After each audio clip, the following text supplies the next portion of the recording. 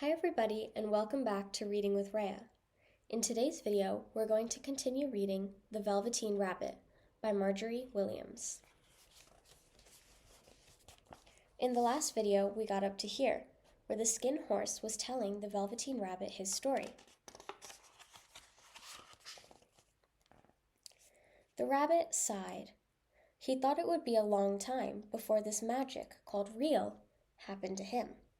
He longed to become real, to know what it felt like, and yet the idea of growing shabby and losing his eyes and whiskers was rather sad. He wished that he could become it without these uncomfortable things happening to him. There was a person called Nana who ruled the nursery.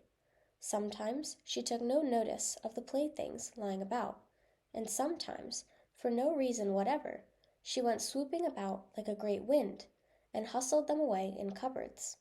She called this tidying up, and the playthings all hated it, especially the tin ones. The rabbit didn't mind it so much, for wherever he was thrown, he came down soft. One evening, when the boy was going to bed, he couldn't find the china dog that always slept with him. Nana was in a hurry, and it was too much trouble to hunt for china dogs at bedtime, so she simply looked about her, and seeing that the toy cupboard door stood open, she made a swoop. "Here," she said, "take your old bunny. He'll do to sleep with you." And she dragged the rabbit out by one ear and put him into the boy's arms.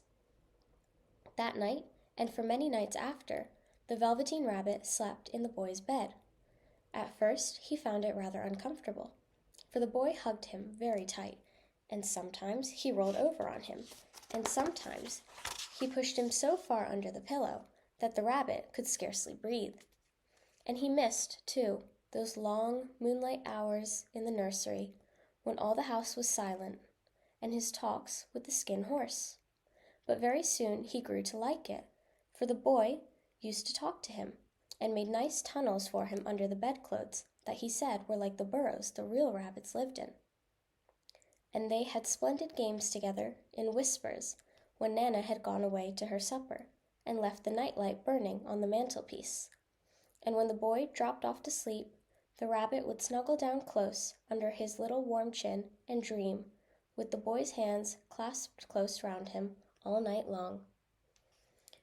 And so time went on, and the little rabbit was very happy, so happy that he never noticed how his beautiful velveteen fur was getting shabbier and shabbier, and his tail came unsewn, and all the pink rubbed off his nose where the boy had kissed him.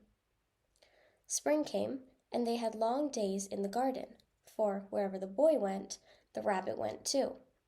He had rides in the wheelbarrow and picnics on the grass, and lovely fairy huts built for him under the raspberry canes behind the flower border. And once, when the boy was called away suddenly to go out to tea, the rabbit was left out on the lawn until long after dusk, and Nana had to come and look for him with the candle, because the boy couldn't go to sleep unless he was there. He was wet through with the dew and quite earthy from diving into the burrows the boy had made for him in the flower bed, and Nana grumbled as she rubbed him off with a corner of her apron. "You must have your old bunny," she said. "Fancy all that fuss for a toy." The boy sat up in bed and stretched out his hands. "Give me my bunny," he said. "You mustn't say that. He isn't a toy. He's real."